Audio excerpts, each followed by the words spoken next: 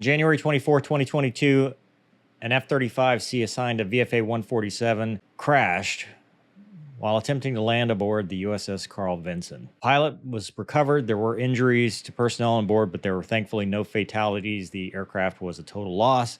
And if you remember back when everybody was speculating about the cause, this was widely speculated as either the result of the first female F-35 or the vaccine or both. All of these rumors were stupid. I've got the Accident Investigation Board report, and we're going to review it and explain as we go.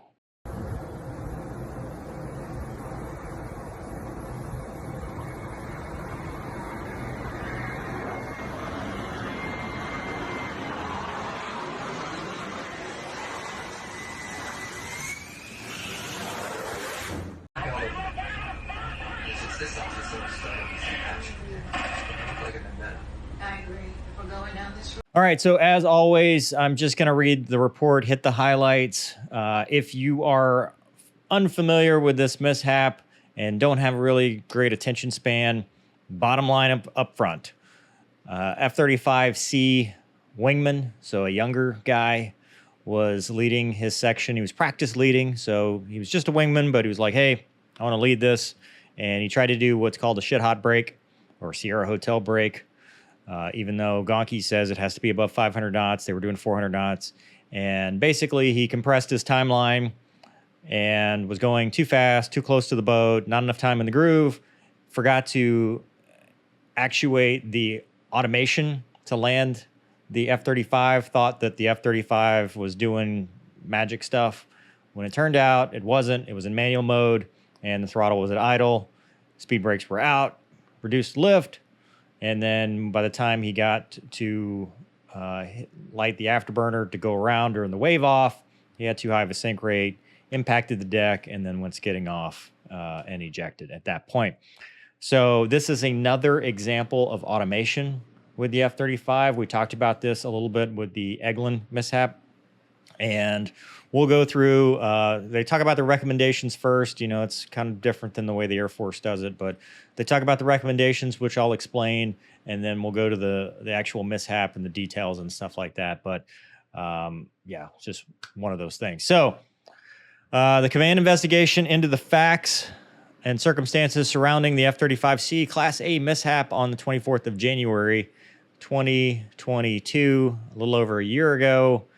This is redacted, so there you go.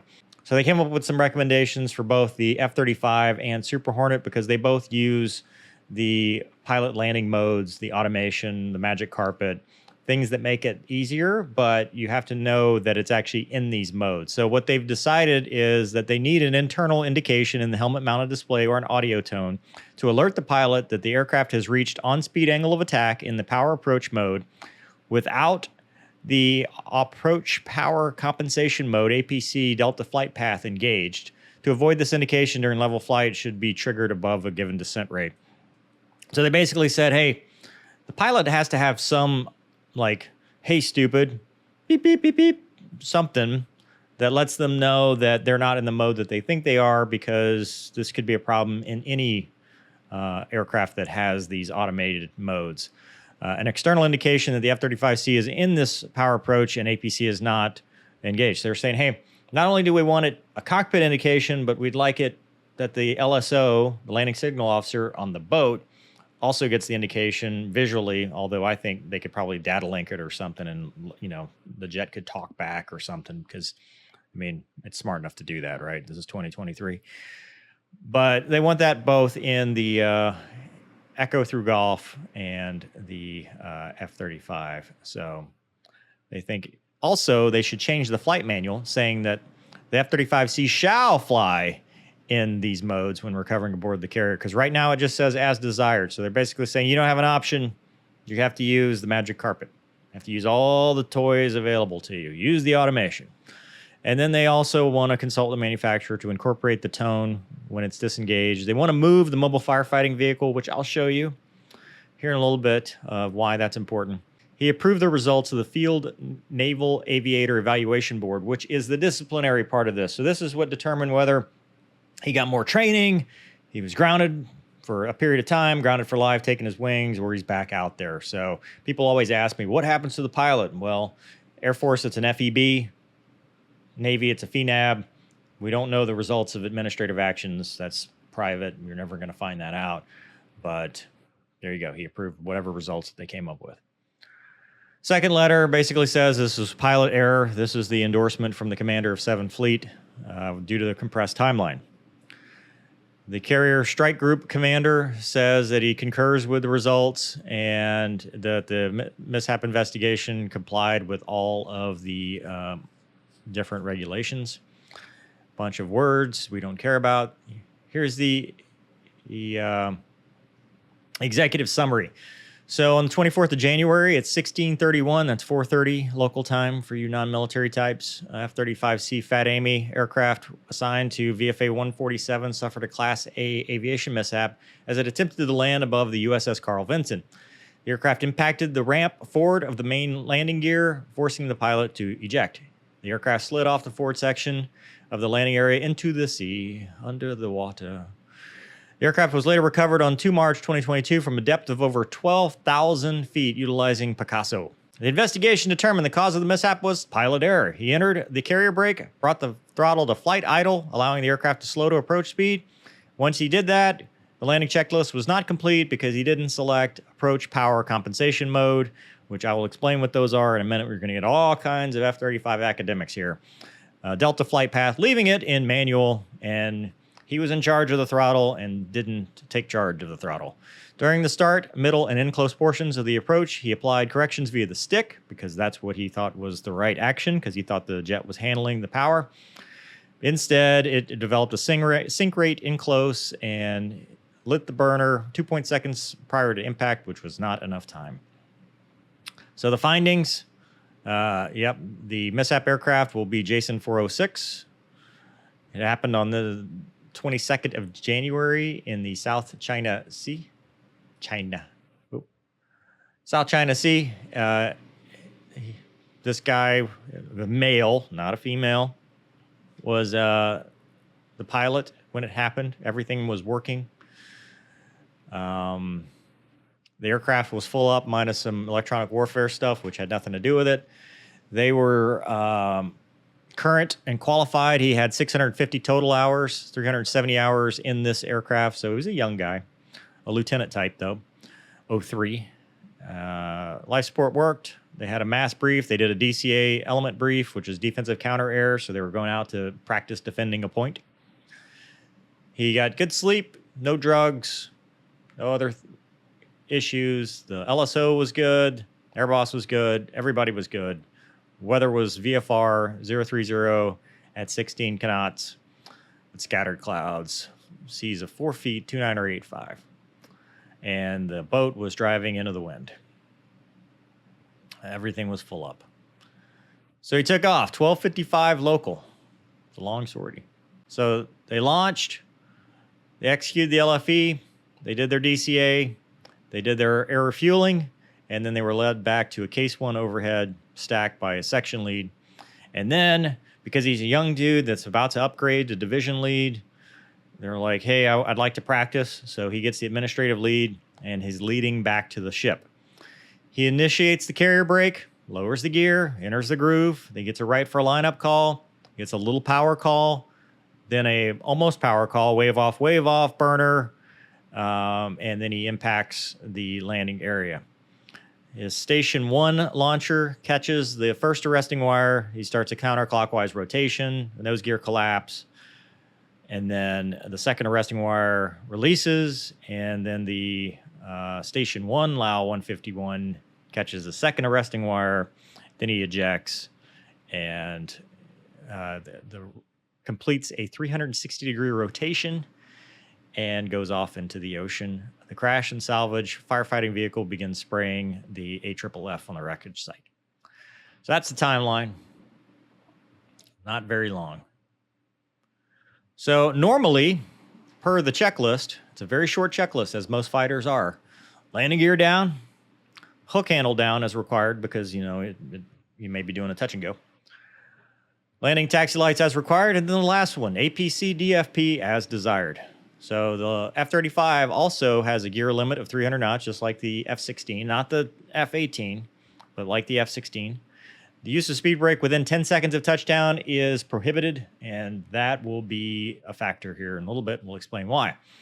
So it enters the PA claw, which is the control logic, less than 300 knots with the gear handle down, or if you're alternate gear extending. What this does is provides precise control of glide slope, lineup, and speed angle of attack. So it just makes it a little bit easier to fly. There are 3 modes. Manual, so you're in charge. You're flying the airplane like it's an airplane. APC, which is the medium mode. I'll explain that in a second, which is if you're going to relate it to anything, especially DCS players, it's like the auto throttles in the Legacy Hornet. And then DFP, which is kind of like a magic carpet. It does everything for you. It makes a glide slope, pretty pictures, all that stuff. So if no other inputs are provided, it defaults to manual PA claw. The most notable helmet-mounted display indication is that you get an AOA E-bracket while on speed and a command DFP above the airspeed. We're not going to see it because it's redacted. They don't show us pictures. When DFP or APC modes are available, using manual mode is considered a degraded mode, so it's not the one you'd want to use. This is due to an increased workload associated with actually flying the jet. Fast and high conditions are most challenging in manual mode and clean wing configuration due to prolonged time with the throttle at or near idle, right? Spool up times, you're way back here, you're trying to get back on glide path, makes sense. It's designed to reduce workload, so you use APC. That's the medium mode, essentially. What this does is the aircraft controls the engine thrusties, and then to maintain your desired AOA, allowing the pilot to fly the desired glide slope using pitch stick only to command vertical speed indication. In APC mode, the aircraft will automatically add or subtract power. Again, just like the Hornet and auto throttles, right? You're pitching the nose. Where's this going to become a factor? Well, if you're expecting, you get a power call, right? So when auto throttles are working to do that, aft stick pitches the nose up, adds power. The problem, though, is if you're in manual and it's at idle and you pitch the nose up, all you're doing is slowing down, increasing angle of attack, and increasing your sync rate. Bad things happen, as we see here. So to get to APC, it's just a switch with the landing gear down. At the APC engagement, the aircraft seeks on-speed AOA. If the AOA is below but near on-speed, the aircraft gradually slows to on-speed. If it's significantly below on-speed, the engagement causes the nose to pitch up to seek on-speed, which could cause a significant deviation from intended glide path unless the pilot overrides the pitch up with a forward stick. So it'll pitch up. I mean, it's just trying to do what it thinks you want them to do. APC mode is deselected by any of the following methods. Hit the switch, raise the gear, or apply more than 10 pounds of force on the throttle. A one-time throttle audio alert is issued for any APC disconnect, except when due to ground contact, raising the gear, or for commanded wave-offs. However, if you're never in APC, you're not going to get the throttle. DFP mode, which is the highest level of automation, reduces carrier landing workload and the pitch axis to minimal levels. The claw, remember the claw? We talked about it in the F-35 video previously. Computes a target flight path based on ship information, so it knows where the ship is, and it's drawing a line out to your aircraft and figuring out how to get there. Flight path changes are then commanded by the pilot via pitch stick using anticipation releases near a centered meatball. The pilot enters DFP by selecting the pinky switch on the stick. At engagement, the F-35C will gradually dip over to the reference flight path. So, easy mode. Or easier mode. It's never easy, but easier mode. The paddle switch will disable it. Remember the paddle switch from Top Gun Maverick? That one. While allowing the approach to be continued in APC mode. So it'll just downgrade to the APC mode. It won't go all the way to manual. DFP reference flight path is computed using ship speed, lens angle, and aircraft parameters via the landing reference point. The entry may be entered manually or automatically, with auto being the preferred data setting when landing at a ship equipped with a JPAL system because the aircraft is basically receiving real-time ship information. High speed. Primary recovery mode is DFP. Mode should be engaged once the ball is centered and stable approaching the wings level transition. The glide speed correction technique in DFP is to push-pull a stick until the desired flight path rate is achieved. So you're just using a stick. You're not doing anything with your left hand there. This will correct for glide slope deviations by increasing or decreasing VSI. It automatically downgrades to APC if it detects a flight path error due to sensor failure. So it only downgrades to APC, not manual. That's considered a downgraded mode with comparable system performance in the glide slope control, but requires a little bit more frequent pitch inputs due to the fact that it commands a flight path rate. So it's VSI, vertical speed, versus the glide slope. This is kind of like the 737 airline guys will know this, right? If you go to vertical speed versus VNAV path, same thing. Burble turbulence is disturbed air behind the ship due to its superstructure. It's DFP mode performance through burble turbulence for light through medium headwind, 16 to 40 knots. I'm saying knots. People are going to be triggered. It's knots. I know. I'm sorry. This is a serious video.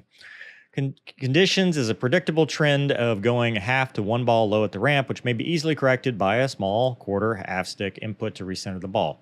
Burble response in APC mode results in a slight settle at the ramp requiring aft pitch corrections.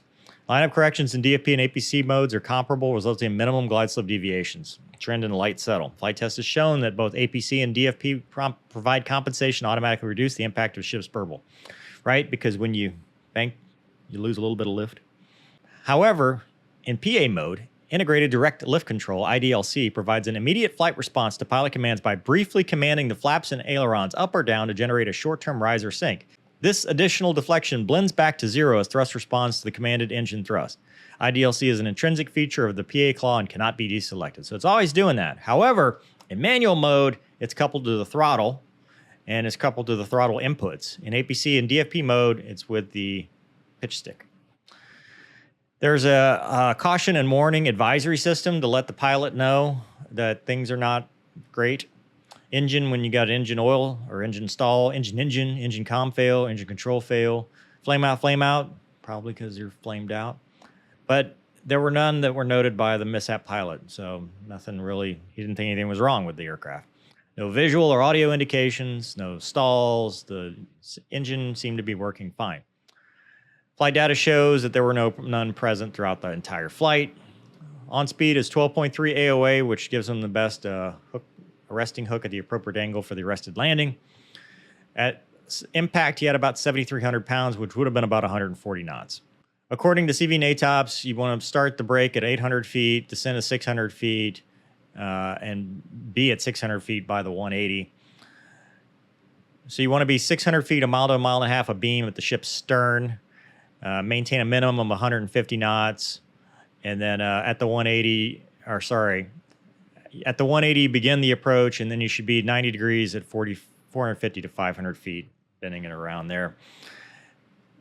We'll talk about, there you go, groove seconds, 15 to 18 seconds in the groove prior to touchdown. That should be plenty of time to get everything settled. Now for the mishap itself. He led the flight, initiated an expedited recovery, which is also known as the shit hot brake. Again, Gonky will argue that this is not a shit hot brake because it's too slow, but they're just calling it an expedited recovery. Expedited recovery is commonplace in naval aviation. It can reduce the amount of open deck time as a ready deck is waiting for recovered aircraft. You get a 360-degree turn with high G forces, you're bleeding off speed, you're trying to get the gear down, and it reduces the amount of time that this whole thing takes. However, before the mishap flight, mishap pilot had never done this before. It was his first attempt. He was previously a top 5 nugget, top 10 ball flyer, so his landing performance was good, although, I mean, it's landing performance using the magic carpet. I don't know, it's not like he's doing all this manually. He discussed the proper execution of the expedited recovery with other members of the squadron. He wanted to try a benign first attempt, so maybe that's why it was only 400 knots and not Gonky's 500 or 500 plus. He heard from some LSOs that can reduce open deck times, but he did not feel pressured to do this. He had flown 22 hours in 30 days, 33 hours in the preceding 60 days, and 48 hours in 90 days. He was comfortable, 5th daytime flight, proficient in the aircraft, no reason to think anything was wrong. He explained that he had no pressure from his flight lead to do what he did, but he wanted to do it between 370 and 390. He called burner on the aux radio, informing his wingman he was selecting afterburner, and then initiated a brake in afterburner.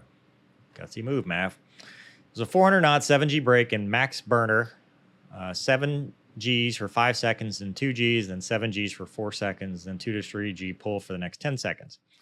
He went to idle, and it remained there for 48 seconds. Remember that T-38 mishap we did where they were in idle that whole time? You can't stay in idle in these aircraft. I mean, just can't for that long.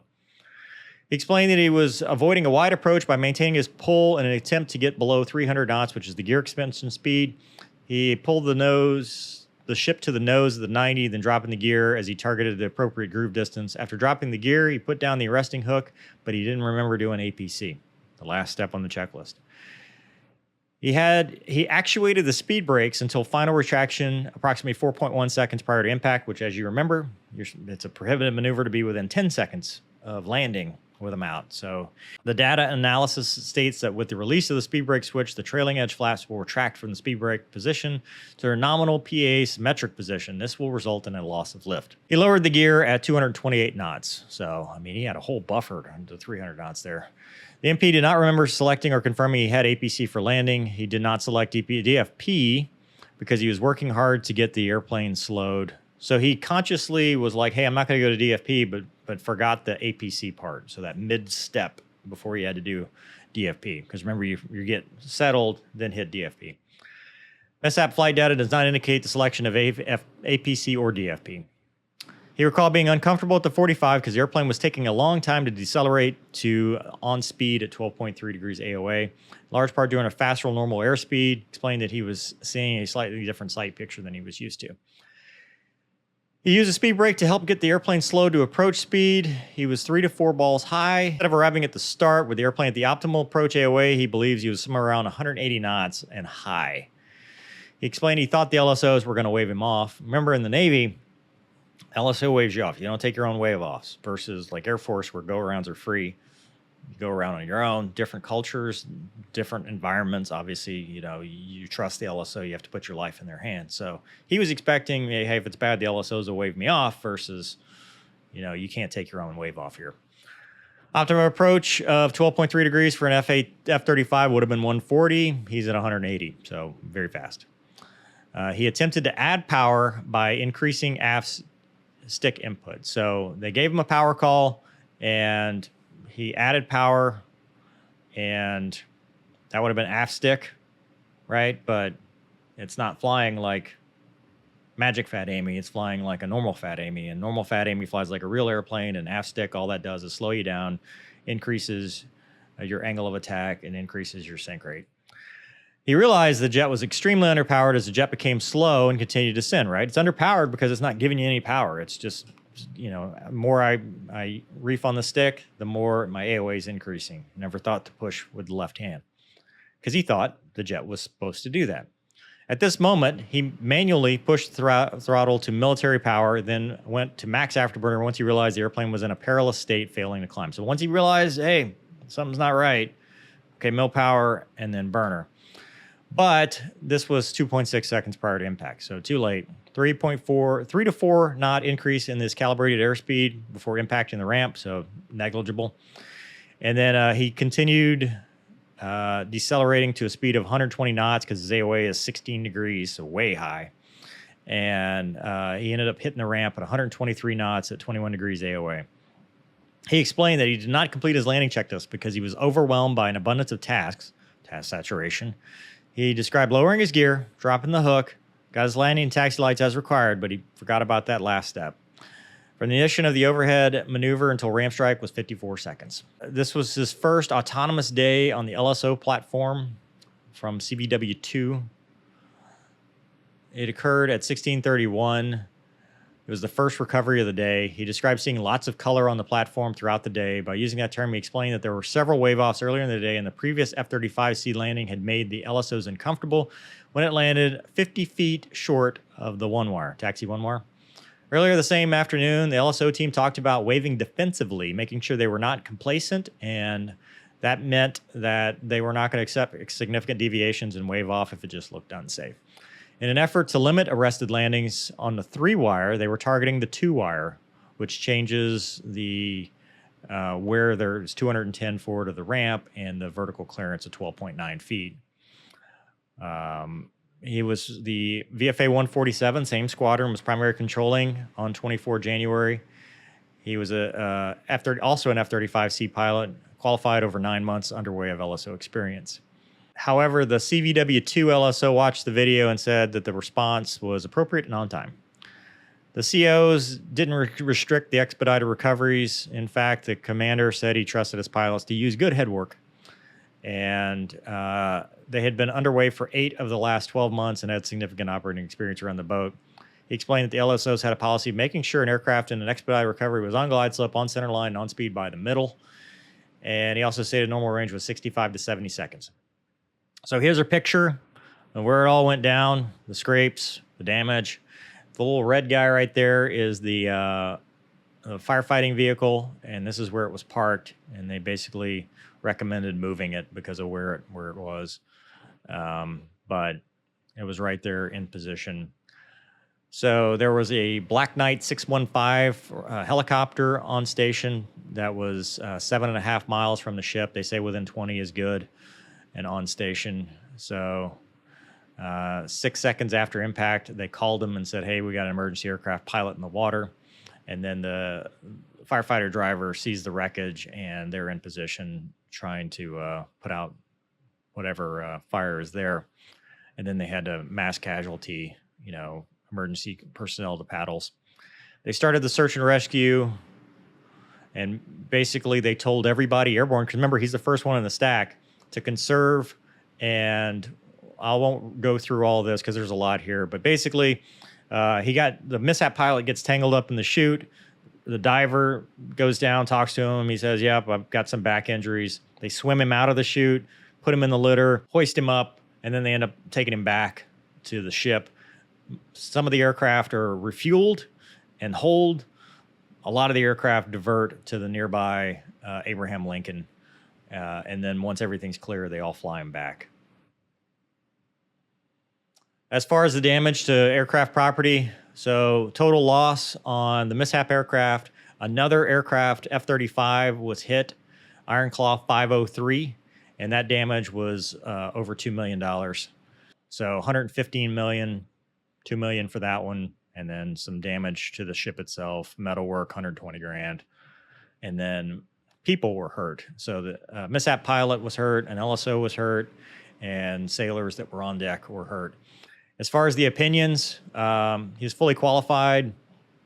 LSO was fully qualified.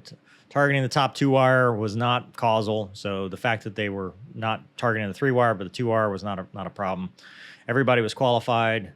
No drugs or anything. No medical was causal in this.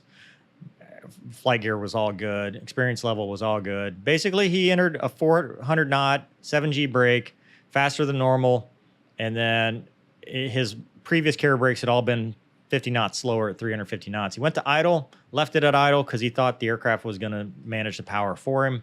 He was close, he was fast, and it was a tight pattern. Compressed his timeline. He had a 12-second versus 15 to 18 seconds and 54 seconds versus 65 to 70 seconds. So everything's just happening real fast, and he forgot the one step and thought it was working. He was unaware that he was in manual mode until he was in close, and by then it was far too late to do anything about it. He had too high of a sink rate, and full afterburner did nothing for him.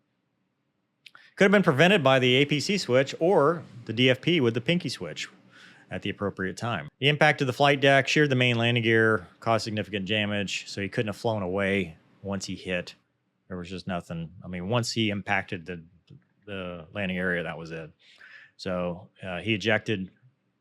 They also brought up the point of the speed brake within 10 seconds of touchdown, increased his rate of deceleration and sink rate, and then also was a prohibitive maneuver.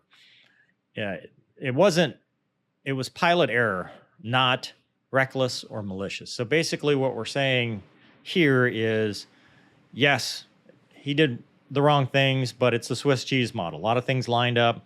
It's always multiple factors that lead to one mishap. And he made a mistake that just snowballed. And we all do this. He didn't have a lot of experience. And, I always say, but for the grace of God go I, because it could happen to anybody. It's one of those things where we're lucky, we have a lot of close calls. And in this case, his close call was, it wasn't close. Actually, something bad happened. Fire rescue response, they said they did everything well. They were successfully recovered it. And then there was all this property damage, line of duty determinations. Recommendations, Developing the HMD and audio tone, develop an external indication. We talked about all that. Change the flight manual to make them fly in DFP mode. Upgrade the carriers for the digital integrated launch and recovery television surveillance system. Prevented this mishap. Wouldn't have prevented it, but it might have helped. Consider incorporating recommendations in the Hornet so everybody's standardized. They do not. So these are the things they don't want to change, even though they could have. They don't want to ban shit hot brakes because it was just a one-off. You know, one kid screws up, doesn't need to get rid of it for everybody. Don't change the pattern itself for case one recoveries and how far you go and where to brake and all that stuff. And then don't start using this extended landing pattern because aircraft like E2 and Wombat already face enough challenges. Why make it more difficult? This was just a one-off thing. We don't need to change everything just for this one thing. And that, for the second time, is the report. And you know, it's like every other mishap I talk about. We're not piling on. This is just for learning purposes. And for this, it's an automation issue. You know, when you think the aircraft, and I think a lot of older fighter pilots and pilots in general will look at this and go, how does this happen, right? Because we're used to not much automation. We learned how to fly without automation. And, you know, you kind of get used to not trusting the automation. For these younger fighter pilots that all they've ever known is the automation, there's a lot of reliance on it. There's a lot of reliance, you know, like in the Eglin mishap and now this mishap where you expect the automation to be working and it's not your cross check to not trust it quite yet. And so I think in this situation, for whatever reason, you know, he was compressed timeline. He was trying to slow down. He was focusing on a lot of things and didn't hit the switch and didn't get into the position where he realized, hey, you know, why is the throttle not moving? Why is the engine not responding when I pitch up and down? Because this is very similar to the way the auto throttles worked in the Hornet, except now it's another mode more advanced than that. You know, the legacy Hornet would do that where, you know, now it's doing the throttles and then you pitch the stick back and it corrects with adding power, reducing power, depending on what you do. So fortunately, no one was killed. The pilot survived, everybody on deck. Obviously, there were injuries, but, you know, we did lose an F-35 and it's quite a bit of damage to the aircraft carrier and the other aircraft. But thankfully, no one was killed and, you know, we'll all live to fight another day. The point of this is not to crucify one pilot for making a mistake because anybody can make mistakes. It's about learning and applying those lessons to the future. So anyway, I hope you guys got something from this. I hope you enjoyed this episode. Thanks for watching. We'll see you next time. If you've ever recorded an entire accident investigation board review, only to realize that the entire thing had no audio when you go to edit it, go ahead and hit that subscribe button. Just kidding. I don't care if anybody subscribes, but this is take two. So if it sounds like I'm a little frustrated, it's because, well, that's why.